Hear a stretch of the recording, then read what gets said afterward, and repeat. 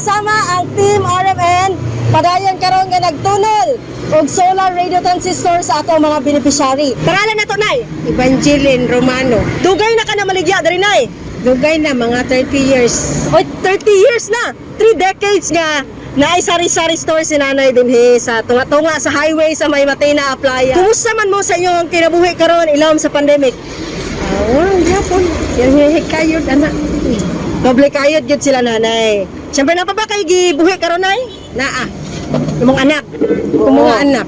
O girl power kay ni siya kay imong bana namatay na pila ka tuig na. Dua. Sige nay, di na namo lang anon itunol na mo ang solar radio transistor sa imong dawatan nay. Unsa ka importante sa imong radyo nay? Minamig drama. Sagot karon din sa DexDC. Ah, okay. O, mamina po mo balita. Oo. Oh, Balita. syempre. Nandiyo na mo. Kanjud kay butat kabalos panahon ba? Oo, samtang namaligya si nanay ma-update pagid siya sa mga balita. Mission accomplished mga kasama kauban si Radyoman Joel Beray kini si Radyoman Amy Ganita. Tatak RMN.